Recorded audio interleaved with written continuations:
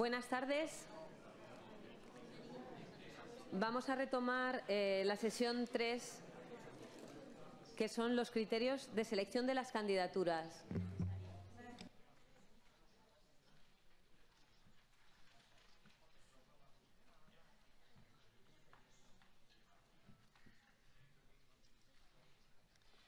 Bonjour à tous, je suis Teresa Zas et je suis gestionnaire des projets au sein du secrétariat conjoint du programme. Donc, tout d'abord, et avant de commencer ma présentation, je vous rappelle, pour ceux qui n'ont pas les textes de l'appel à projet, qu'il y a des copies sur la table derrière moi. Et je vous rappelle aussi que les présentations qu'on va faire aujourd'hui seront disponibles sur le site web du programme dès demain.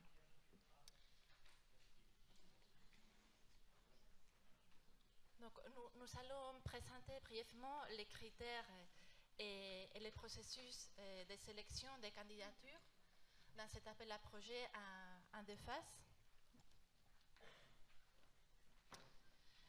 Donc, la première chose qu'il faut tenir en compte, c'est que les candidatures qui vont être recevables vont être celles qui vont être instruites au niveau technique. Et que l'instruction technique qui va être réalisée de manière conjointe par les secrétariats et les services du partenariat du programme va se baser sur les formulaires de candidature et sur la documentation requise dans l'appel à projet.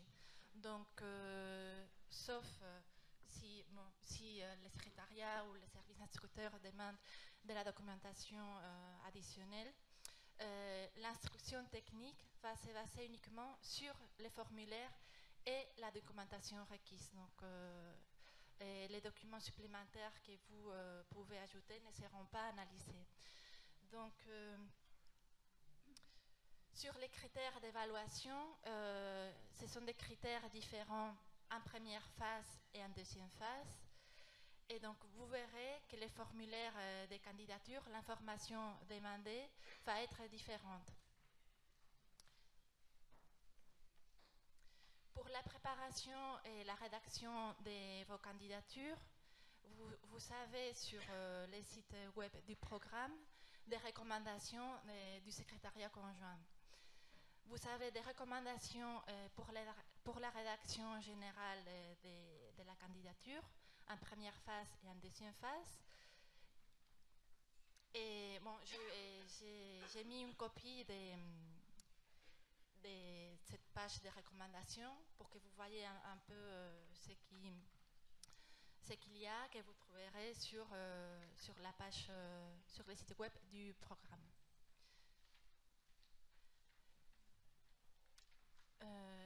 Quant à la rédaction du formulaire de candidature, nous vous recommandons de rédiger de manière claire et concise et de confirmer que la réponse à chaque rubrique a un sens en elle-même et qu'il n'y a pas besoin de faire des références à d'autres rubriques, documentation ou sites web. Parce qu'en fait, seulement ce qui est écrit dans les formulaires de candidature, c'est ce qui va être évalué.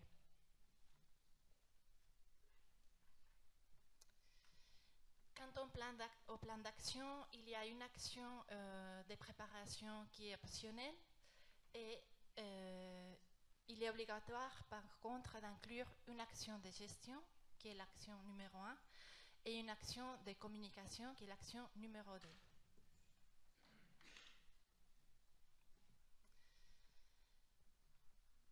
Il est important aussi de comprendre bien la terminologie pour rédiger les plans d'action parce qu'on parle des réalisations principales, des livrables, d'activités et parfois c'est un peu compliqué de comprendre. C'est pour ça que nous avons réalisé une petite vidéo pour mieux illustrer cette terminologie. Cette vidéo a été réalisée en particulier par l'équipe de communication du secrétariat conjoint. Donc, Je vais essayer de les passer. Vous êtes en train de préparer votre projet pour le nouvel appel à projet du programme POCTEFA. Puis, vous arrivez au moment précis où vous devez concevoir votre plan d'action. Pas de panique, nous vous expliquons comment procéder. Votre projet a un objectif général. Pour l'atteindre, fixez des objectifs spécifiques. Vous les atteindrez en développant des réalisations principales composées d'activités. Les réalisations ayant des points en commun seront regroupées en actions. Enfin, vous justifierez chacune de ces activités au moyen d'un ou de plusieurs livrables. Par exemple, vous souhaitez améliorer l'accès des jeunes à l'emploi dans les Pyrénées. N'oubliez pas, votre objectif général doit s'adapter à la rubrique de la priorité d'investissement que vous avez sélectionnée parmi celles proposées par le POCTEFA. Pour ce faire, vous proposez d'améliorer le CV des jeunes en les formant aux diverses langues du territoire. Vous devez fixer entre un objectif spécifique au minimum et 3 au maximum. Comme vous souhaitez former la population jeune aux langues, votre action consistera à concevoir des modules de formation linguistique. Vous avez pensé concevoir un module pour que les jeunes apprennent le français et un autre module pour qu'ils apprennent l'espagnol. Afin de préparer le module, vous avez besoin de réaliser une étude pour connaître les besoins linguistiques de vos élèves potentiels. Lorsque vous les aurez évalués, vous rédigerez un rapport ou une étude contenant les conclusions sur ces besoins. À l'achèvement de votre projet, 3000 jeunes auront appris le français ou l'espagnol, ce qui améliorera leur possibilité d'obtenir un emploi. Tout est plus clair maintenant ? Préparez votre candidature en vous aidant du guide du porteur de projet et du site web www.poctefa.eu. Cela vous facilitera la rédaction de votre projet. La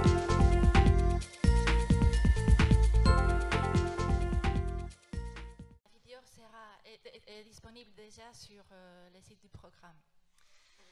Et il y a aussi sur notre site web une liste des recommandations à tenir en compte pour préparer l'action de communication, qui est l'une des actions obligatoires du plan d'action. Donc, vous aurez des pistes pour inclure des activités dans cette action et aussi des erreurs à éviter.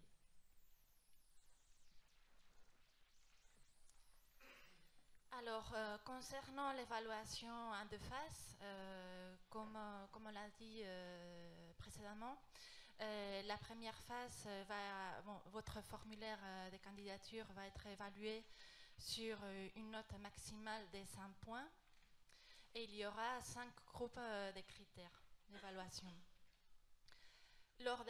Si la candidature passe à la seconde phase, elle sera évaluée à nouveau, les compteurs seront remis à 0 et elle sera évaluée sur une note maximale de 100 points et sur la base des 6 groupes de critères.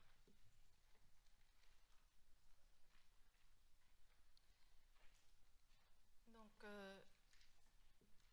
lors de la première phase, on va évaluer tout d'abord la contribution de votre candidature aux politiques européennes et au programme. Donc, les premiers sous-critères est la contribution aux politiques européennes, c'est-à-dire l'alignement de votre candidature sur les politiques européennes correspondantes par thématique. Ces sous-critères ont une notation maximale de 10 points et dans le formulaire de candidature, la rubrique qui va vous permettre de répondre à ces critères, à ces sous-critères, sera la C311. Donc, tout au long de ma présentation, vous verrez pour chaque sous-critère en jaune la notation maximale et en bas en bleu et la rubrique du formulaire de candidature à laquelle correspond ces sous-critères. Il sera aussi évalué la contribution du projet aux objectifs spécifiques, à la stratégie du programme et ou à l'indicateur des résultats du programme de la pays dans laquelle s'encadre la candidature.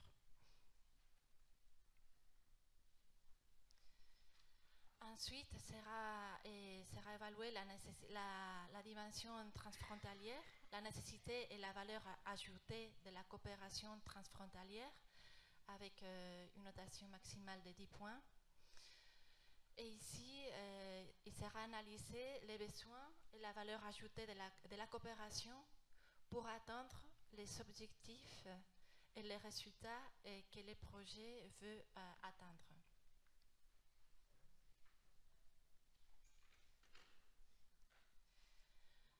Les sous-critères de 2 est la compétence thématique et l'équilibre du partenariat. Donc la compétence du partenariat pour affronter les enjeux et atteindre les objectifs qui ont été établis.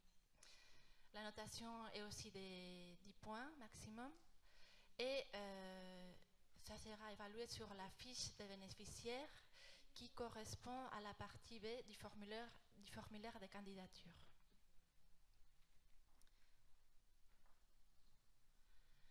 Ensuite, nous allons évaluer les schémas du plan d'action qui sera fourni lors de la première phase. En fait,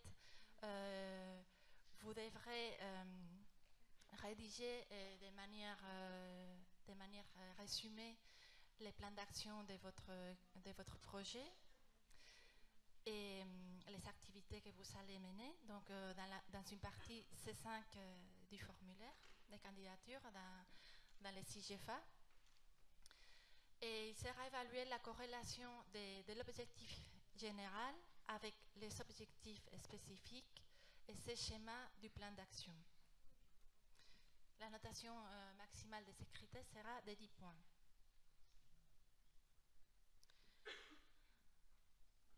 Ensuite, les critères 4.1, c'est la pertinence du budget par rapport au schéma du plan d'action, qui aura une notation de 10 points.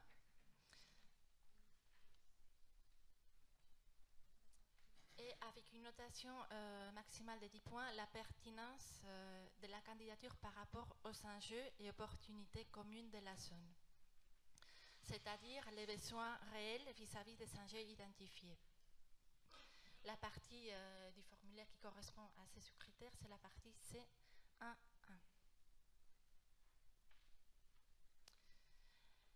Et ensuite, le dernier sous-critère, c'est la contribution aux politiques nationales, régionales et locales, c'est-à-dire l'alignement du projet sur là où les stratégies du territoire, avec une notation maximale de 10 points. Et la partie du formulaire de candidature correspondante, c'est la partie C3.1.2.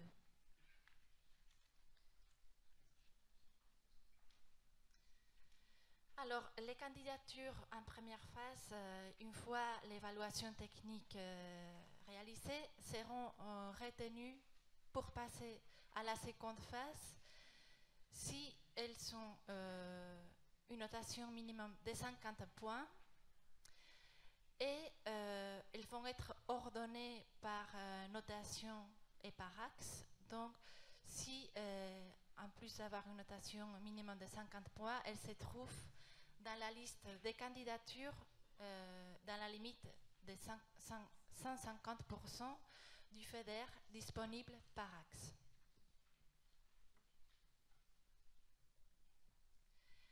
La décision du comité de programmation sur les candidatures qui seront admises en première phase pour passer en seconde phase sera dans un délai de 4 mois maximum à compter de la date de finalisation des présentations des candidatures de la première phase.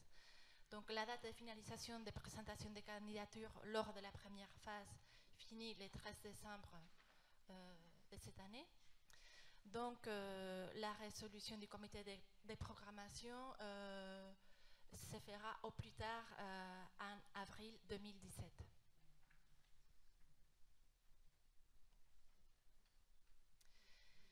Comme l'ont remarqué mes collègues précédemment, les modifications entre phases ne sont pas possibles. Donc, les budgets que vous allez établir lors de la première phase ne pourra pas avoir de modifications. Et il n'y aura pas, il ne sera pas possible non plus de modifier les partenariats, de modifier les plans d'action, les activités, ou même les parties du formulaire que vous avez remplies. Seulement 3 exceptions sont possibles. Si vous avez marqué, par exemple, dans votre formulaire de candidature pour un partenaire ou plusieurs partenaires, un taux FEDER de 65%, et lors de la deuxième phase, lorsque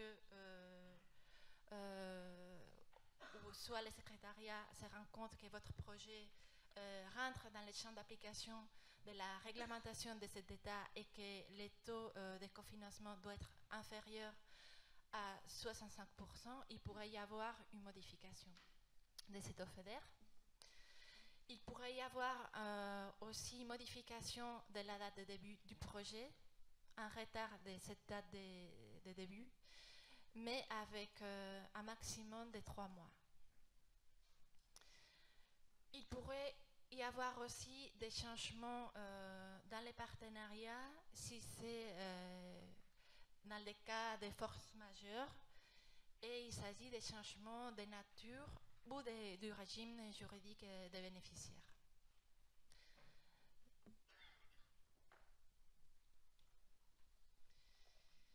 Alors, les critères d'évaluation de la seconde phase sont 6 groupes de critères.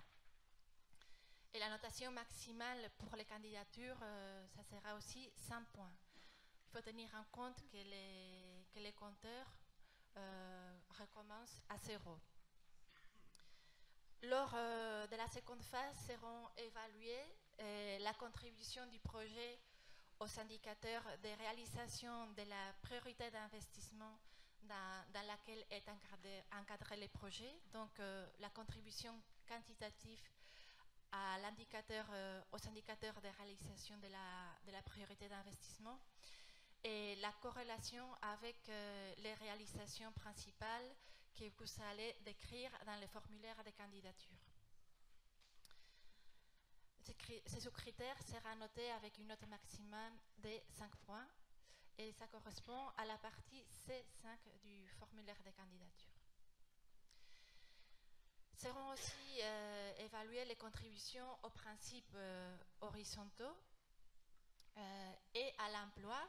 Et ici, il s'agit des actions concrètes qui apportent quelque chose de nouveau. On comprend que lorsque vous rédigez votre candidature, les minimums légaux doivent être déjà remplis. Donc ce qui va être évalué de manière positive, c'est des actions concrètes et des actions qui apportent des nouveautés.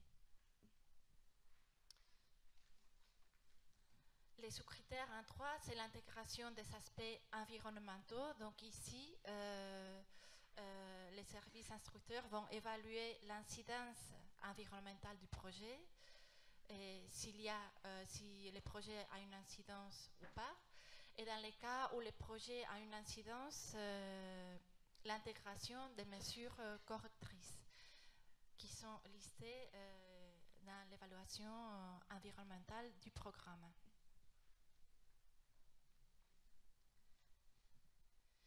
Seront aussi évalués les décrets d'accomplissement des aspects de la coopération, qui sont 4, le développement conjoint, la mise en œuvre conjointe, les moyens et les ressources humains conjoints et les financements conjoints, avec 5 points. La partie du formulaire de candidature, c'est la partie C1-5. Les décrets de définition du rôle des partenaires, c'est-à-dire la délimitation des fonctions des partenaires. Il y a une partie du formulaire de candidature, une rubrique dans la seconde phase sur les plans d'action qui demande la description des fonctions des partenaires dans chaque action. La notation maximale des 5 points, et aussi c'est la partie du formulaire correspondante, c'est la partie C5 qui correspond au plan d'action. Ensuite, l'évaluation de la logique d'intervention du projet, les objectifs spécifiques et la correspondance de ces objectifs spécifiques avec les réalisations principales du projet. La qualité du plan de travail. Dans les plans de travail, la qualité sera évaluée tant des actions de gestion et des communications obligatoires. Dans l'action de gestion, les structures et les procédures de gestion. Et dans l'action de communication, les approches et les objectifs de la communication du projet. La qualité des actions spécifiques du projet, c'est-à-dire la pertinence des activités et des livrables, la cohérence du plan d'action avec les calendriers et la cohérence entre les indicateurs et les résultats, avec 10 points. Seront évalués aussi les caractères durables des résultats escomptés et des réalisations du projet, aussi par des mesures et des ressources concrètes pour garantir la pérennité de ces résultats. Avec 5 points. Et la capacité de transférabilité des résultats escomptés et des réalisations par des mécanismes de transférabilité qui devront être décrits de manière concise dans les formulaires de candidature.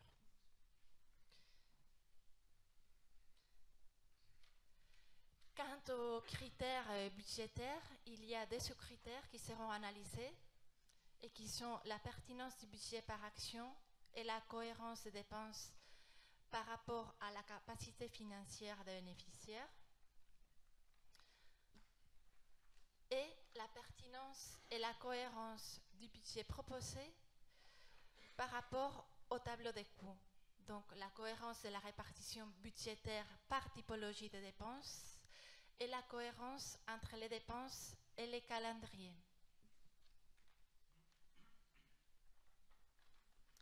Dans la seconde phase, il y aura aussi une évaluation concrète de la contribution de la candidature aux critères spécifiques par chaque priorité d'investissement.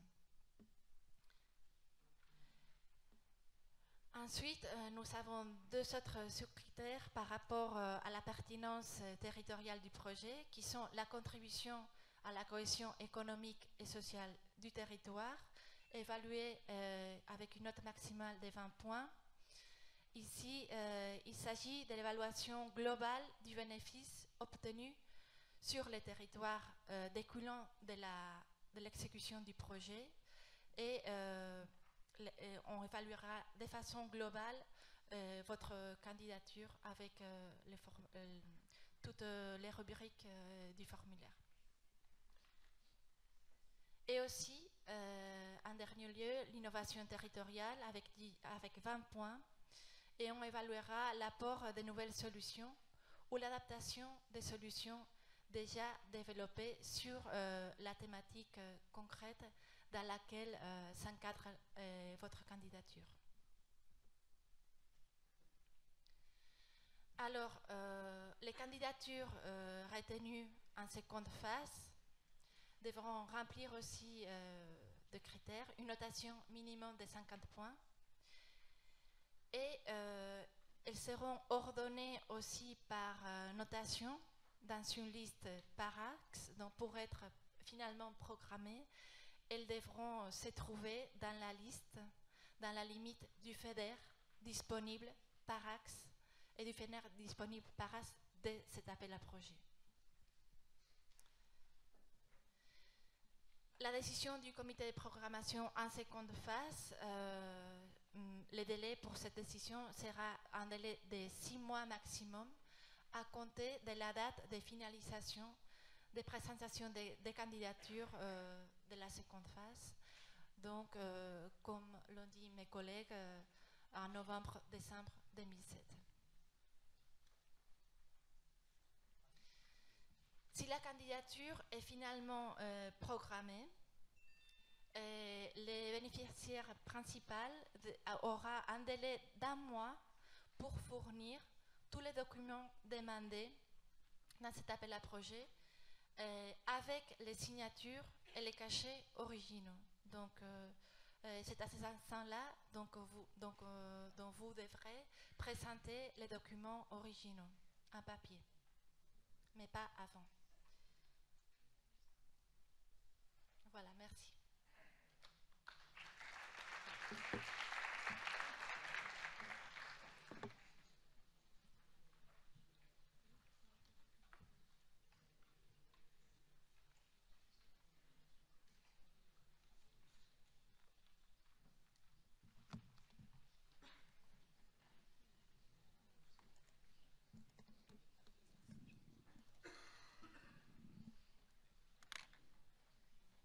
Bien, pues entramos en la última de las sesiones de esta tarde.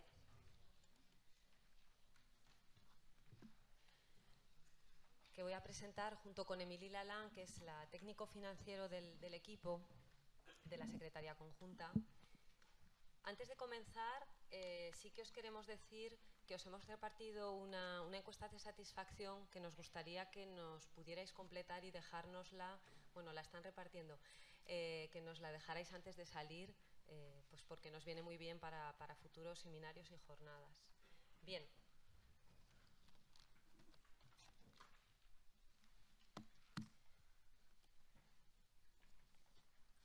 En relación a las reglas de financiación del programa, antes de entrar en el tema, sí que queremos haceros un recordatorio de la jerarquía de las normas de elegibilidad, porque en todos los programas Interreg se aplican 3 niveles de reglamentación para la elegibilidad de los gastos, y que son, en primer lugar, los reglamentos de la Unión Europea, a continuación, las reglas que establece el propio programa y que se aprueban en comité de seguimiento, y también habría, en el caso de que ninguna de ambas recogieran determinados elementos, se aplicarían las reglas que hubiera de carácter nacional. En relación a lo que sería la elegibilidad de los gastos en nuestro programa, pues para empezar hay que decir que son elegibles únicamente aquellos gastos que cumplen con unas normas de carácter general, y que son que efectivamente estos gastos que presentéis estén dedicados a los proyectos tal y como se han descrito en la candidatura y tal y como se han programado. Que no puedan ser objeto de una doble financiación, es decir, no puede haber otros fondos que estén financiando ese gasto. También que sean gastos realmente necesarios y esenciales para el proyecto, para su puesta en marcha, que cumplen con unos principios de buena gestión financiera y que estén registrados en la contabilidad de cada beneficiario. Por supuesto que no entren en contradicción con los criterios de elegibilidad específicos que vamos a entrar a explicaros a continuación, que cumplen las normas de contratación pública cuando sean aplicables y que sean validados por nuestros controladores del programa. Es importante que para todos los gastos se conserve para la pista de auditoría la documentación necesaria para cada uno de ellos. Si son servicios o prestaciones de servicios, asesoramientos, todo lo que sea con externos, toda la documentación de los procesos de contratación, la factura o comprobantes de pago, bueno, más bien y comprobantes de pago, perdón. Y, por supuesto, que en toda la documentación haya una mención a la cofinanciación europea. Ahora os detallaremos para cada categoría porque, pues, por ejemplo, gastos de personal pues tienen sus documentos específicos. Sí que hay una serie de gastos que no son elegibles. En esta lista que veis en pantalla sí que falta uno que lo añadiremos en la presentación que pondremos en línea, y es que tampoco son elegibles los gastos de facturas entre socios.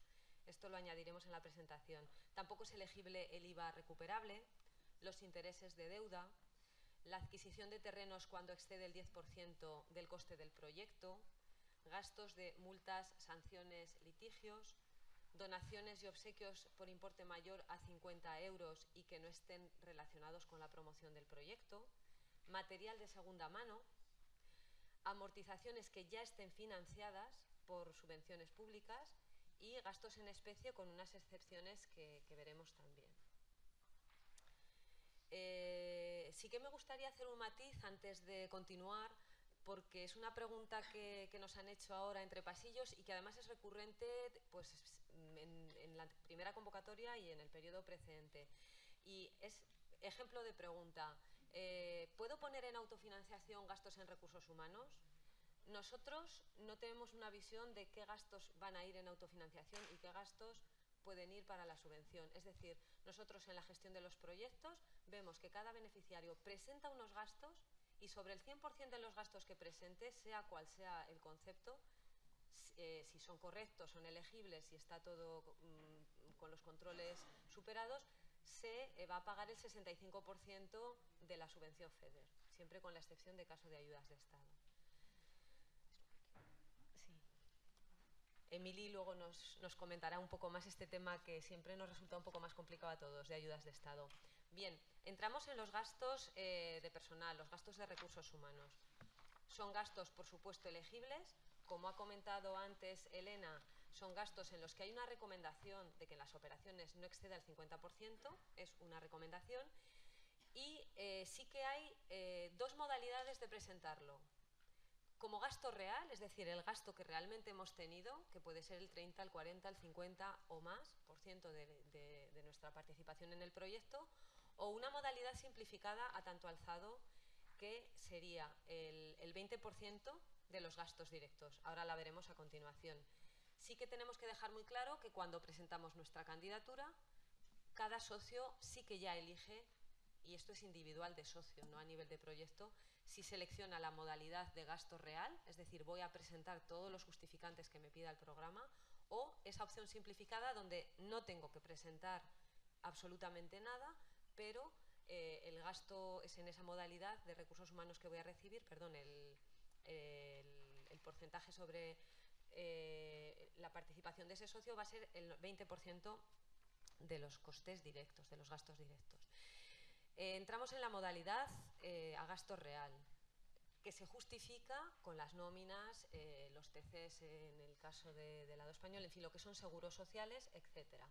Pero sí que hay también aquí dos posibilidades. Cuando nos encontramos con que vamos a presentar los gastos de un trabajador al 100%, no es necesario la hoja de tiempos, sí que tendremos que presentar los otros elementos. Y sí que en el caso de que esa persona no está trabajando al 100% en el proyecto, pues porque destina otra parte de su tiempo a otros temas, hay dos posibilidades. Cuando tenemos un porcentaje que es el mismo de cada mes, por ejemplo, pues yo trabajo al 50% en este proyecto, o cuando es algo variable. Cuando tenemos un porcentaje fijo, no es necesario tampoco la hoja de tiempos. Sin embargo, cuando el porcentaje de asignación varía a lo largo del tiempo, sí que será necesario que presentemos esta hoja de tiempos. En la guía del promotor que os hemos citado antes y que se ha vuelto a presentar actualizada en nuestra web, hay un detalle mayor de cómo se hace este cálculo del coste de los trabajadores que están a un porcentaje que varía a lo largo del año. Si hemos elegido la modalidad simplificada, hemos dicho que es el 20% de los costes directos de la operación. Recordamos que los costes directos serían todas las categorías de gasto, excepto la de gastos de oficina y administrativos. Es decir, cogeríamos todos los gastos que tenemos del proyecto, excepto los de oficina y administrativos, que van a ser el 7,5%, y calcularíamos el 20% con un límite, que esto no aparece en la pantalla, pero sí que lo tenéis en la guía. El límite es de 200.000 euros por socio del proyecto, con una excepción, cuando los socios son agrupaciones de carácter transfronterizo. En ese caso se duplica ese límite a 400.000. En este caso se indica en la candidatura y cuando se certifica no se aporta ningún documento probatorio del gasto. En esa certificación se trataría del 20% de lo que se ha certificado en ese momento, con esa excepción de los gastos de oficina y administrativos. Los gastos de oficina y administrativos también para todos los beneficiarios, aquí no hay ninguna opción, es una tasa que es una cantidad a tanto alzado y que va a ser siempre el 7,5% de los gastos directos de personal. Desde luego sí que puede haber una entidad que proponga un porcentaje, quiero decir, es una tasa máxima y alguien podría poner una cantidad inferior. Ese 7,5% de los gastos directos del personal también tiene un límite, es un límite de 20.000 euros. No es necesario declarar ni presentar ningún gasto real, ningún documento probatorio en las certificaciones, también se calculará con respecto a la cantidad que certifiquemos anualmente y efectivamente no podremos presentar otro tipo de gastos vinculados a estos, que serían alquiler de oficinas, gastos de seguros, servicios básicos que tenemos pues, contratados como electricidad, calefacción, todo lo que son los gastos generales, material de oficina, contabilidad, mantenimiento, gastos bancarios, etcétera. Es decir, no podemos presentar este tipo de facturas aparte porque están incluidas en estos gastos de oficina y administrativos. En cuanto a los gastos de viaje y alojamiento, pues muy brevemente comentar que los gastos subvencionables, quizás voy a insistir en que las listas que aparecen en pantalla, al igual que las de la guía, no son exhaustivas. A título de información, relatar todo sería más extenso, pero sí que son los más habituales y en los que suelen generar en cualquier momento preguntas. Son subvencionables los billetes de transporte, taxi, seguros de viaje y vehículos, carburante o kilometraje, peajes, estacionamiento, alojamiento, visas, etcétera. Y sí que es cierto que no es subvencionable los billetes que serían en clase business y que debemos de tener en cuenta los límites máximos establecidos para las dietas que aparecen en el reglamento 337 y que tenéis también en la guía del promotor, para lo que sería una dieta diaria. Y la contribución en especie no es subvencionable. En relación a los gastos de asesoramiento y servicios externos, efectivamente son gastos elegibles siempre que se trate de servicios esenciales y necesarios para el proyecto. También es importante destacar que no se permite la subcontratación entre socios y desde luego desaconsejamos también esta subcontratación con asociados. Comentar también sobre esto que es necesario aportar los resultados y el producto final de los servicios externos y, como hemos citado al principio, en el caso de que haya sido necesario para el respeto de la contratación pública pues cualquier tipo de licitación, también todos los elementos de seguimiento de esa licitación. ¿Qué gastos son subvencionables? Bueno, pues sin ser una lista exhaustiva, las asistencias técnicas, auditorías, comunicación, todo lo que son servicios vinculados a una inversión, consultoría, estudios o inspecciones, gastos de propiedad intelectual, gastos de formación, traducciones, web e impresión, eventos o reuniones y, como dato curioso, sí que lo hemos marcado en negrita, todo lo que serían viajes y dietas de expertos o de proveedores, si organizamos un seminario y hemos invitado a unos ponentes, todo este tipo de gastos no irían en desplazamientos y viajes como hemos visto antes, sino aquí, por tratarse de un servicio externo, de no tratarse de un viaje de una persona propia de la entidad. En relación a los gastos de obras e infraestructuras, efectivamente son gastos que son financiables por el programa, tienen unas condiciones y desde luego pues se incluye todo lo que sería gastos de preparación de un sitio, de un terreno, entrega, manipulación, instalación, renovación, cuando sea el caso. Algunas notas es que, como hemos dicho al principio, porque entonces no sería elegible, el valor del terreno no puede exceder el 10% del gasto total de la operación. Debe haber un documento que explique la relación de la adquisición y los objetivos del proyecto y un certificado experto independiente que confirme que ese precio no excede el valor de mercado. Por supuesto, cumplir con las normas de la Unión Europea y nacionales que pueda haber en relación con esa obra, con esa infraestructura. y las normas del programa y publicidad, atención, porque hay unas normas específicas cuando tenemos obras e infraestructuras, y son subvencionables material de construcción, mano de obra y licencias, adquisición del terreno y bienes inmuebles y intervenciones especializadas. No son elegibles, no son subvencionables los costes de depreciación. Y la contribución en especie tampoco es subvencionable, salvo en el caso de terrenos y bienes inmuebles, con unas condiciones que tenemos también descritas en la guía. En relación con los gastos de equipos, sí que hay que comentar que el equipo debe utilizarse únicamente para el proyecto. Si es otra situación, porque se utiliza además para otro proyecto, la parte proporcional que estamos afectando. Lo mismo sobre la vida útil del equipo que tengamos necesidad de adquirir. Si excede la duración del proyecto, solo es subvencionable la amortización con las normas contables de la organización y en relación a la duración del proyecto. Son subvencionables los equipos de oficina e informáticos, el mobiliario, el material de laboratorio, máquinas, instrumentos, herramientas, vehículos. Y estamos hablando de compra, pero también podemos hablar de alquiler. También sería gasto elegible un equipo que se ha comprado con anterioridad, siempre y cuando afectemos exclusivamente, como hemos dicho, el periodo concreto de uso de ese equipo.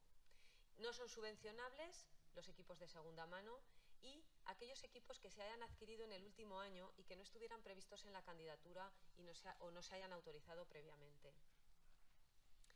Y por último, y cederé ya la presentación a Emily, los gastos de preparación. En realidad los gastos de preparación no es una tipología específica, sino es una acción del proyecto. Como os ha presentado antes una de mis compañeras, no se trata de una acción obligatoria, es opcional y tampoco tiene una cantidad, quiero decir, sí que hay unos límites. Si bien el reparto de esta cantidad se puede hacer a la voluntad de los socios, al acuerdo que lleguen los socios. Se deben justificar los gastos, es decir, no es una modalidad simplificada, y pueden presentarse gastos de personal, de servicios y asesoría externa, viajes y alojamiento, solo en esas tres tipologías de gasto. El límite es máximo de 6.000 euros por socio, con un máximo total por proyecto de 30.000 euros. Como en otras situaciones, los socios transfronterizos pueden duplicar su participación en los gastos de preparación. Es decir, si un proyecto tiene un socio único transfronterizo, podría llegar a tener 12.000 euros de gastos de preparación. Bueno, muchas gracias. Continúa Émilie. Bonjour à tous, donc je suis Émilie Lalanne, je suis technicien financier au secrétariat conjoint, donc j'ai une vision parfois légèrement différente de celle de mes collègues qui sont gestionnaires et du secrétariat conjoint, puisque nous, au niveau des finances, on voit souvent les irrégularités qui arrivent après, donc l'idée c'est de vous éviter les écueils qu'on peut trouver de temps en temps sur certains projets. Donc on va continuer sur ces points-là, donc on va parler des contributions en nature. Elles sont autorisées, elles sont possibles dans les règlements. Une contribution en nature, c'est une dépense dans un bien ou des ressources humaines que vous avez déjà, mais que vous ne payez pas. Donc en fait, vous allez les valoriser dans le projet. Donc il n'y aura pas de traces financières. Ce sont une typologie de dépenses qui pose beaucoup de problèmes. C'est pour ça que le programme a limité les contributions en nature et on les limite uniquement. Donc vous pouvez passer les dépenses de bénévolat, notamment pour les associations, sur la base du temps passé et du coût horaire pour un travail équivalent. On vous recommande fortement d'utiliser la base du SMIC, du salaire minimum, parce qu'il est très difficile de justifier que des hauts salaires. On l'autorise également pour les dépenses de terrain et de biens immeubles. Attention, dans ce cas-là, la propriété juridique devra être transmise à la structure juridique qui encadre le partenariat. C'est-à-dire que si vous avez décidé dans votre projet de faire une infrastructure et que l'un des partenaires fournit le terrain, qu'il est déjà à lui, il peut dire ce terrain a une valeur, il faudra qu'il le fasse estimer, et il le mettra dans les coûts du projet, même s'il l'a déjà acquis. Alors attention, il y a une autre limitation, c'est que le montant de ces dépenses en nature ne peut pas dépasser le montant de votre autofinancement. L'autofinancement, je vous le rappelle, et Pilar l'a expliqué tout à l'heure, l'autofinancement, c'est le montant du projet qui reste à votre charge. Une fois que vous recevez 65% de FEDER en principe, peut-être un cofinancement de 10 ou 15%, nous on vous oblige à avoir 10% minimum d'autofinancement, c'est la part de financement qui reste à la charge de votre structure. Donc, si par exemple vous n'avez que du financement FEDER et qu'il y a 35% d'autofinancement que vous assumez sur votre structure, le montant des contributions en nature ne pourra pas dépasser les 35%. C'est un petit peu l'idée. Donc on les a limitées parce qu'elles posent des difficultés. Faites attention en utilisant ce type de montage. Il pose des difficultés en termes de contrôle. Concernant les partenaires associés tiers conventionnés, pour qui on a une question tout à l'heure sur ce point-là. Donc on va avoir 3 types de catégories. On a ce qu'on appelle un partenaire associé. Un partenaire associé, c'est un partenaire qui ne participe pas au projet, c'est-à-dire qu'il ne va pas demander à rentrer dans le projet, il ne présentera pas de dépenses, il ne recevra pas de subventions. Par contre, il va participer. Et peut-être dans la candidature, vous souhaitez l'associer parce qu'il est pertinent dans le développement de votre projet. Ces partenaires associés au niveau financier, on peut leur payer leurs frais de déplacement pour qu'ils viennent à des réunions, par exemple, quand on développe un projet. Mais ils ne sont absolument pas des membres qui vont recevoir de la subvention. C'est pour cette raison que dans les recommandations, évitez des facturations de votre partenaire associé. On pourrait penser que c'est un marché à qui on passe à un membre du partenariat et on ne peut pas l'utiliser. Donc évitez au maximum les facturations de la part de vos partenaires associés. Mais vous pouvez leur payer leurs frais de déplacement, hôtel, restauration, ce genre de choses. Tiers conventionnés. Donc on s'est rendu compte sur la période précédente qu'un certain nombre de structures présentaient les dépenses d'autres structures qui n'étaient pas bénéficiaires. Je parle de structure légale, hein. C'est-à-dire quelqu'un qui a un autre CIF ou un autre SIRET, une entité juridique différente. Donc c'est dans le cas d'un bénéficiaire présente les dépenses de quelqu'un d'autre. Donc on borde au maximum. Effectivement, on vous propose des conventions avec des tiers pour éviter les difficultés qu'on a rencontrées. Donc pour pouvoir utiliser ce montage, il faut justifier de pourquoi ce partenaire tiers ne rentre pas dans le partenariat. Ça, c'est essentiel. Il faut établir cette convention qui définit ce sur quoi il va intervenir, quelles sont les typologies de dépenses qui vont être financées et la part de FEDER qu'il va recevoir.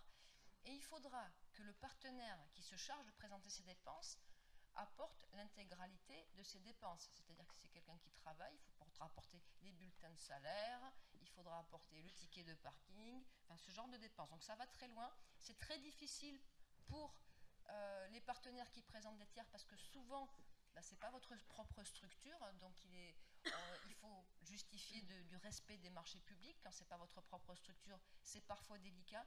Et c'est la raison pour laquelle vraiment au maximum on va essayer de vous éviter ce type de montage. Il vaut mieux faire entrer les gens dans le partenariat. Aujourd'hui, on a beaucoup d'irrégularités financières à cause de ce montage. Donc ce n'est pas interdit, mais c'est vraiment en ultime recours quand vous n'avez pas d'autre choix, et c'est pour ça qu'on vous demande de nous justifier ce montage.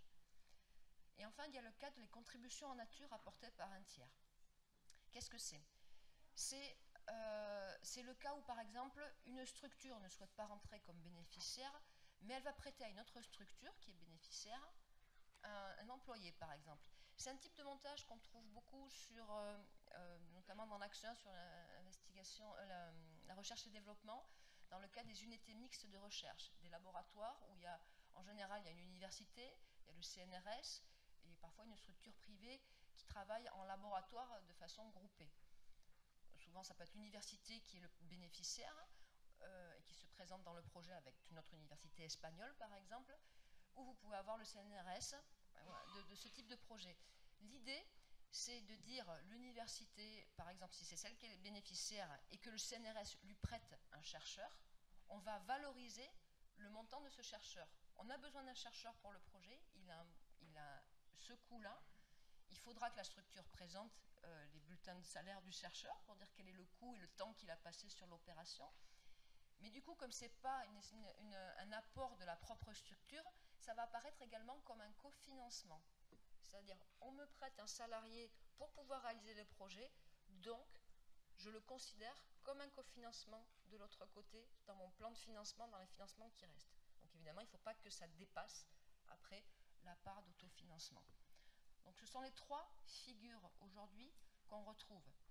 Elles sont complexes de mise en œuvre et demandent beaucoup de rigueur derrière et pendant longtemps, parce que les pièces sont archivées pendant longtemps.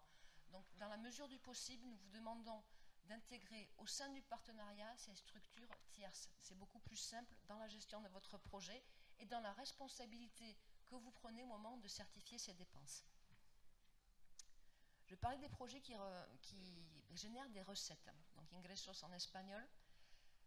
Un projet qui génère des recettes, c'est un projet qui va avoir des entrées de trésorerie qui proviennent directement des utilisateurs pour les biens qui vont payer, pour les biens ou services qui vont être financés par l'opération. Le projet crée des biens et des services, et si un utilisateur paye, les structures vont avoir des entrées de trésorerie. Ces recettes, elles doivent être déduites du coût de l'opération. Votre projet coûte 110, vous avez 10 de recettes, le coût total éligible sera 100 et on appliquera 65% de FEDER au 100, pas au reste. Les recettes, il y a la recette brute, vous pouvez les minorer des dépenses d'exploitation. Mais par contre, les dépenses d'exploitation, ça ne peut pas être les mêmes que celles que vous présentez dans le projet. Une fois qu'on a dit ça et qu'on a compris un peu cette notion de recette, donc généralement dans le programme POCTEFA, on a beaucoup c'est plutôt de l'ordre d'un événementiel. À un moment donné, on fait un événementiel, on fait payer les entrées, ça peut être de la billetterie, ça peut être des petites ventes d'échantillons, ce genre de choses. Mais vous pouvez aussi avoir des recettes qui viennent après la finalisation du projet, une fois que le projet est réalisé. Donc on va voir les différentes typologies de recettes. D'une part, il y a les recettes qui viennent après le projet ou pendant et après le projet. Donc dans ce cas-là, et quand on peut les estimer à l'avance, on va les retirer dès le départ quand vous déposez votre candidature. Vous avez une période de référence, vous faites un énorme investissement et qui va générer des recettes. Je dis une bêtise parce que ce ne serait pas éligible sur POCTEFA, mais vous faites une autoroute, il y a un péage. Sur les 20 années à venir, il y aura les recettes du péage que va générer le péage. Ce n'est pas éligible, hein, c'est juste pour vous donner une illustration. Donc il faudra vérifier sur quelle période, et les périodes sont précisées dans un règlement qui est cité dans le guide de gestion, de dire, nous on estime qu'on va avoir tant de recettes sur les 20 années à venir. Ben, on va les déduire de votre coût. L'autoroute coûte 100, on estime qu'on va avoir 50 de recettes, donc on n'interviendra que sur 50. Attention, si le coût du projet est supérieur à 1 million d'euros, vous êtes exempté des recettes. Donc c'est inférieur à 1 million d'euros, vous n'avez pas à estimer les recettes après la finalisation. De l'autre côté, pour les opérations qui génèrent uniquement durant la période d'exécution d'opération, dans les 3 ans de votre opération, sur des choses ponctuelles, comme effectivement ces événementiels ou de la billetterie, là simplement il faut estimer les recettes et on les déduit dès le départ du projet et il n'y a pas de souci. Il y a le cas où on ne peut pas estimer. Alors qu'est-ce qu'on va faire? Dans ces cas-là, on va vous demander au fur et à mesure que vous les recevez, de les déclarer au fur et à mesure. Dans tous les cas, on vous demandera de les déclarer. La différence, c'est qu'on le saura dès le départ ou pas. Ce qui est important, c'est que dès le départ, vous nous indiquiez dans le formulaire de candidature que c'est un projet potentiellement générateur de recettes. Donc, quand on n'a pas d'estimation dès le départ, on va déduire au fur et à mesure de ce que vous encaissez. Et si à la fin de l'opération, on ne peut toujours pas estimer, on le fera jusqu'à 3 ans après la fin de l'opération. Donc vous pourrez être contrôlé au-delà. Attention, dans l'estimation, il ne faut pas dire « ben non, je ne sais pas le faire ». Il faut pouvoir justifier de pourquoi il n'est pas possible factuellement d'estimer les recettes. Parce que la logique, c'est toujours de les estimer. Normalement, vous devriez toujours pouvoir estimer, mais il y a des cas très particuliers où on n'est pas en capacité, où il n'existe pas de données de projection qui vous permettent d'estimer ces recettes. Donc comment ça va se passer au niveau du contrôle? Tout simplement, à chaque fois que vous avez des recettes, en même temps que vous apporterez, pour ce projet on a eu telle dépense, vous direz on a aussi encaissé ça, ça, ça et ça.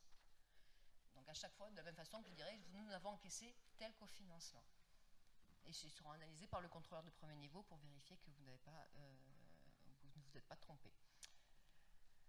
Alors je vais parler maintenant d'un autre point qui touche un petit peu aux recettes, ça s'appelle les aides d'État, et c'est un petit peu différent.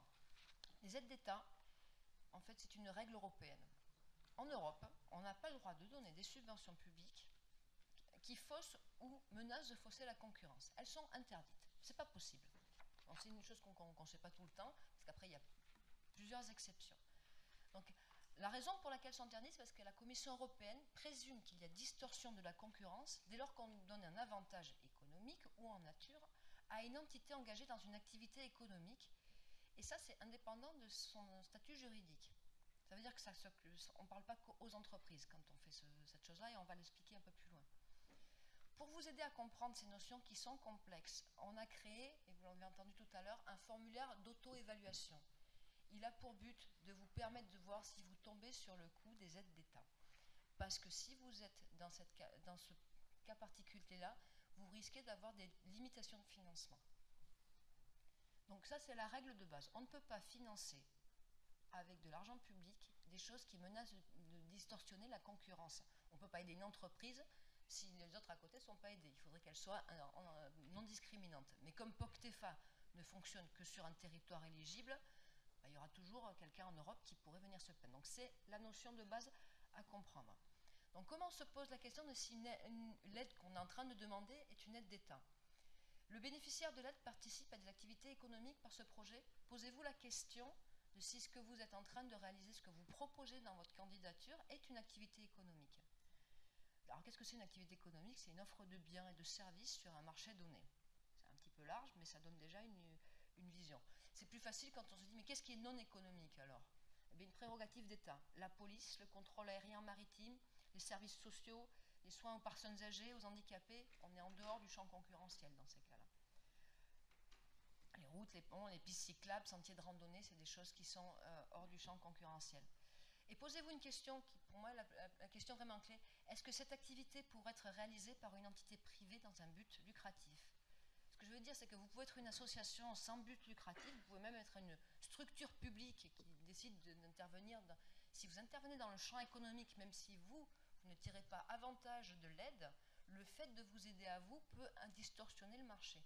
Donc il faut se poser la question, si on veut aller jusqu'au bout, de savoir si, est-ce que si moi je reçois l'aide, est-ce qu'une autre entreprise qui fait la même chose pourrait venir se plaindre, de dire ben non, c'est pas juste, parce qu'il est en train de faire baisser les prix du marché. Moi, du coup, je ne peux plus tenir mes tarifs. Donc, et après, il faut se demander si l'aide demandée procure un avantage dans le cadre de ce projet. Si vous répondez oui à ces deux questions, vous êtes en présence d'une aide d'État. Pas de panique, il y a des manières de vous financer. Mais déjà, vous êtes dans un cas particulier. Donc, les possibilités de financement. La première chose, c'est que parmi les différentes activités que vous souhaitez réaliser dans le projet, il faut peut-être tout simplement penser à retirer l'activité économique. Vous en avez peut-être plein d'autres à faire et celle-là, elle pose problème, et on ne la finance pas et on ne la fait pas, ou vous la financerez avec d'autres moyens. L'autre chose à faire, c'est de dire qu'on pouvait réaliser l'activité économique par un marché public. La logique est la suivante. Si vous lancez un appel d'offres et que c'est ouvert à la concurrence, là, aucune entreprise ne pourra venir se plaindre que vous recevez quelque chose qui vous impacte sur un marché économique, puisque ça aurait été ouvert à toutes les entreprises. Donc si vous externalisez ce service qui est une activité économique, vous n'aurez pas de difficulté. Ça annule le problème. Il y a une autre façon de le faire, c'est qu'on peut concéder une aide régime de minimis jusqu'à 200 000 € d'aide publique en 3 exercices fiscaux. Qu'est-ce que ça veut dire? On va prendre le cas d'une entreprise qui viendrait demander une aide à POCTEFA. Ça veut dire que au moment où elle demande son aide, elle va nous dire moi j'ai jamais reçu d'aide de minimis, elle va nous faire une déclaration, et donc POCTEFA pourra lui permettre une subvention qui va jusqu'à 200 000 € maximum, et ce pour 3 ans. Alors attention, ça marche en accumulé avec les autres cofinancements. Si elle demande ailleurs aussi, c'est 200 000 € pour la subvention FEDER POCTEFA, plus la mairie de je ne sais pas où et une région. Donc c'est cumulatif, on parle d'aide publique en global. S'ils ont déjà reçu je sais pas, 50 000 € d'aide de minimis, bah, vous aurez droit à 150 000. Ça fonctionne de cette façon-là. Ce qui est bien, c'est que c'est simple d'utilisation. Par contre, c'est vrai que certaines entités ont peut-être déjà reçu des aides et ne peuvent plus en recevoir beaucoup. Mais c'est une façon simple de le traiter. Si vous êtes un service d'intérêt général, d'ailleurs, si vous pouvez le prouver, on pourra aller jusqu'à 500 000 €. Qu'est-ce qu'il y a d'autre? Les régimes d'exemption. Donc ça, c'est des règles de la Commission. Donc elle considère qu'une aide de minimis, c'est trop petit, en fait, le montant pour faire une distorsion de la concurrence. Donc on est hors du champ des aides d'État. Et vous avez les régimes d'exemption. Alors il y a un règlement important avec une 50aine d'articles et d'exceptions. Le programme POCTEFA ne peut pas toutes les mettre en place. Nous en avons choisi 3 par rapport aux typologies de projets que nous recevons aujourd'hui. Donc il y en a un qui a été spécifique à la coopération, on l'appelle l'article 20, et qui est destiné aux aides couvrant les coûts de coopération aux PME. Donc on peut donner jusqu'à un maximum 50% d'aide publique. Mais il faut justifier d'être une PME, une PYME. Et ça fonctionne aussi pour les associations ou les structures publiques. Quand on dit PME, vous le verrez dans le guide, dans la fiche D8 qui vous explique et vous récapitule tous ces points, c'est le maximum 250 personnes, il y a un chiffre spécifique, donc il faut vraiment étudier si est-ce qu'on est une PME. Le formulaire vous aidera à le définir. L'article 25 qui est plutôt destiné aux projets de recherche et développement et qui permet différents types de financement et qui permet de financer les grandes entreprises, ce qui n'est pas le cas sur les autres. Et l'article 53 qui sont les aides à la culture et conservation du patrimoine qui permettent d'aller jusqu'à 70 ou 80%. Vous allez dire, ça ne limite pas. Oui, mais enfin, il faut voir si vous n'avez pas un cofinancement ailleurs. Et dans tous les cas, pour que l'aide ne soit pas illégale, il faut que nous, si votre projet est approuvé, on vous la notifie. Si elle n'est pas notifiée quand on vous concède la subvention en disant attention, même si vous n'avez pas de limitation, cette aide serait illégale et donc n'aurait pas lieu d'être. Et il y a évidemment le cas qui n'est pas ici, ben, il y a l'absence de possibilité de financement. On peut avoir des cas où on ne peut pas légalement, bien que vous rentriez dans la stratégie du programme, légalement nous n'avons pas la possibilité de vous financer parce que vous ne pouvez pas rentrer dans aucune des exceptions qui sont ici. Donc ça c'est sur le chapitre aide d'État. Je reviens sur un point sur l'aide d'aide d'État. Quand vous êtes sous une aide d'État, les projets générateurs de recettes n'ont a priori pas besoin de retirer leurs recettes, notamment dans l'article 20 ou dans le de minimis. Donc ça peut être intéressant de dire, voir si c'est possible de jouer sur les deux choses. Marché public. Alors là, on va insister un petit peu parce que c'est la grande majorité des corrections financières sur les programmes et sur le programme POCTEFA en particulier. Donc on va se concentrer un petit peu sur les Français et les Espagnols après. Marché public. Il y a une nouvelle directive européenne qui vient de sortir, enfin qui est sortie l'année dernière, qui est même de 2014, et qui est en train de se transposer dans les droits nationaux. Donc en France, ça a été fait. Donc vous avez l'ordonnance et le lien avec l'ordonnance si vous souhaitez la consulter. Et si vous souhaitez vous former sur les marchés publics, je vous recommande chaudement le conseil aux acheteurs de la direction des affaires juridiques. Vous avez le lien, ce slide sera en ligne sur Internet et il est aussi dans le guide de gestion. Nous, on n'est pas des experts en marché public. Tout ce qu'on peut voir, ce sont des contrôles avec d'énormément de corrections financières là-dessus. Donc on peut vous aider un petit peu sur l'expérience qu'on a acquise sur le terrain au fur et à mesure, mais on n'est pas des experts. Marché public en France. Je vous rappelle que sont soumis aux règles de la commande publique, pas seulement les entités publiques, mais aussi les personnes morales de droit privé poursuivant une mission d'intérêt général et financées principalement sur fonds publics, et les personnes morales de droit privé dotées de personnalités juridiques constituées par des pouvoirs adjudicateurs dans le but de réaliser certaines activités en commun. Dans les problèmes qu'on a eus, il y a beaucoup de structures qui pensaient, notamment des structures associatives, ou qui sont semi-publiques, semi-privées, qui pensaient ne pas être soumis au marché public. Et du coup, ils n'ont pas suivi les règles. Mais ça ne s'applique pas à tout le monde. Alors, elles sont plus légères, les règles, mais il y a quand même un minimum à suivre. Grosso modo, si la moitié de vos fonds proviennent de fonds publics, vous êtes en général soumis à marché public. Les organismes qui ne sont pas soumis au texte, s'il y en a, ceux qui reçoivent moins de fonds publics en général, on leur demande qu'à minima, à partir de 18 000 €, parce que vous recevez une forte subvention publique, principe de 65%, de demander 3 devis et un rapport justificatif si le moins cher n'a pas été retenu.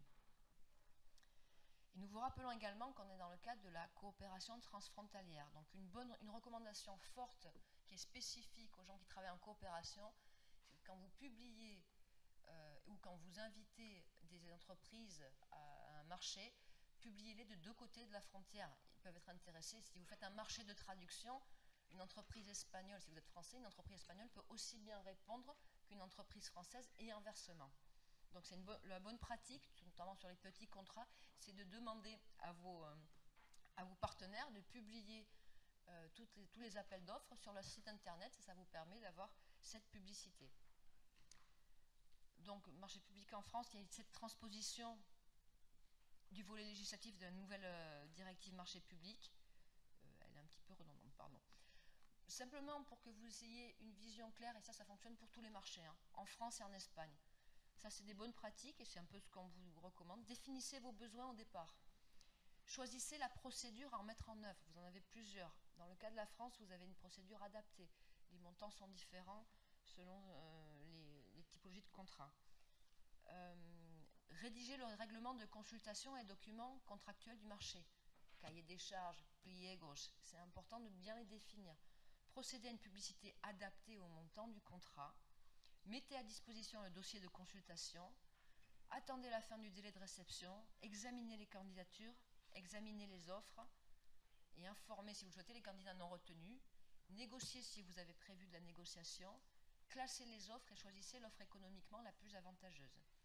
Et demandez au candidat pressenti de prouver sa régularité fiscale et sociale avant de lui attribuer le marché et de rédiger un rapport de présentation. Donc ça, c'est la base même sur les petits contrats. C'est-à-dire c'est les étapes par lesquelles il faut passer. Et plus les montants sont importants, et plus le formalisme est important et le nombre de pièces à produire important. Voy a hablar ahora en español porque no tiene mucho sentido hablar de contratación pública y traducir nociones que no tiene mucha traducción en francés.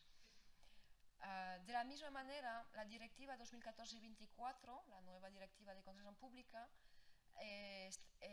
se aplica a España, pero está pendiente de transposición en las leyes españolas. Pero está de aplicación ya, la verdad. Entonces, a día de hoy, lo que se aplica a los españoles es el texto refundido de la Ley de Contratación del Sector Público, del TRLCSP, y ahí podéis encontrar en internet y os podéis formar sobre los aspectos que se modifican. Muchas previsiones ya están transpuestas y la interpretación es conforme a la normativa nacional de lo que existe a día de hoy.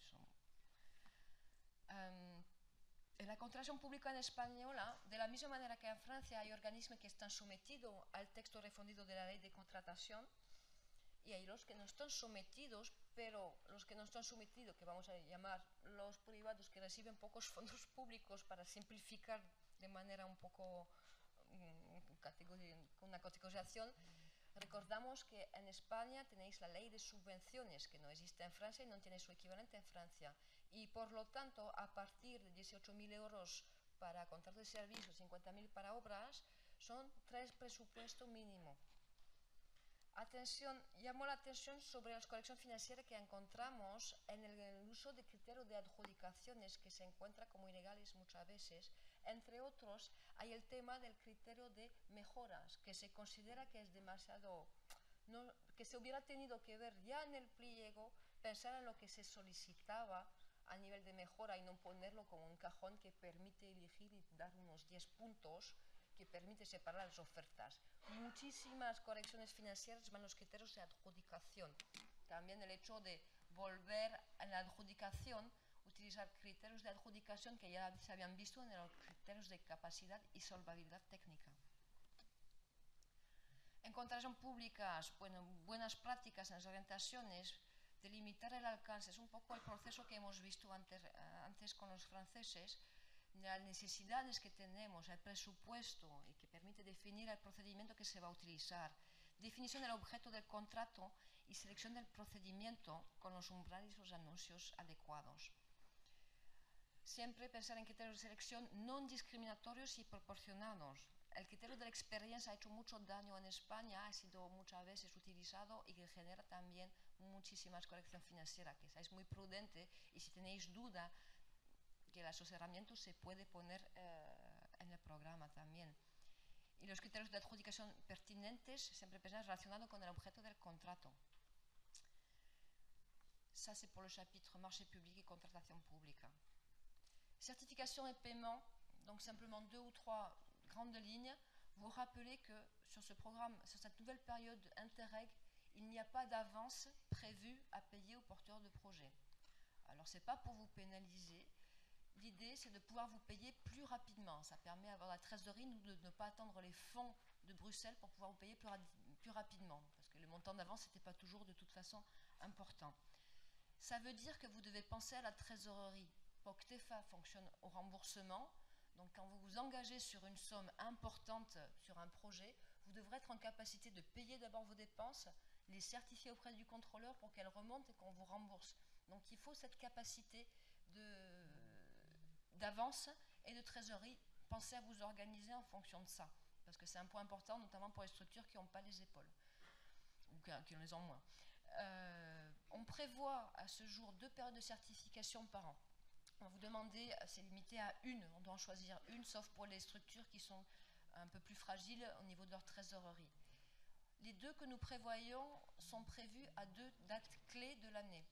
Il y en a une qui est prévue, vous aurez une date limite pour présenter vos dépenses en avril de chaque année, ce qui devrait vous permettre d'avoir clôturé vos comptes au 31, ce que vous clôturez au 31 décembre, ça vous laisse quelques mois déjà pour pouvoir avoir clôturé et faire des années civiles entières. Vous verrez que ça simplifie beaucoup la certification en général de le faire par année. Pour ceux qui ont des structures qui sont plus lourdes, notamment les structures publiques, et ceux qui ont besoin de certifier 2 fois dans l'année pour les structures qui ont besoin de plus de trésorerie, il y aura une autre certification possible au mois de septembre. Le calendrier, grosso modo, c'est si vous certifiez en avril, le contrôleur aura 2 mois pour certifier vos dépenses. Donc on est au mois de début juin. Le chef de file aura le mois de juin pour consolider, faire un rapport d'exécution qui sera vérifié. Le tout envoyé à Madrid, à l'autorité de certification, pendant l'été. Vous devriez être payé en septembre, c'est-à-dire que le montant de paiement, si tout se passe bien, s'il n'y a pas de difficulté, si vous présentez vos dépenses au mois de mars, fin septembre, vous devriez recevoir le paiement. Dans la théorie, puisqu'effectivement, il peut y avoir des demandes de pièces complémentaires, que le programme se mette en place. On était sur un délai d'1 an. C'est pour ça que nous ne payons pas les aides d'avance, c'est pour vous permettre de vous payer plus rapidement. Donc on est sur ces points-là, mais il peut y avoir des délais plus importants. Et enfin, vous l'aurez compris, on fait très attention à la fraude. Les autorités de gestion, et c'est un des points nouveaux sur la période 2014-2020, nous mettons en place un maximum de mesures antifraude tant dans le contrôle des bénéficiaires que sur nos propres procédures. Faites très attention aux conflits d'intérêts, c'est pour ça qu'on a ajouté un certain nombre de points. Sur les marchés publics, on va plus loin, on va aller plus loin sur les facturations avec un partenaire associé, c'est pour ça qu'on ne vous recommande pas de le faire. Donc tous ces points-là sont des points sensibles et seront beaucoup plus pointés du doigt. L'autorité de gestion a elle-même s'est engagée à mettre en place des mesures antifraude. Nous avons l'obligation de poursuivre dans les cas de suspicion de fraude. Donc il y aura éventuellement des poursuites si on peut reconnaître qu'une irrégularité a été faite de manière mal intentionnée. Je ne sais pas si Pilar, tu souhaites ajouter quelque chose sur ce point-là. Merci beaucoup pour votre attention.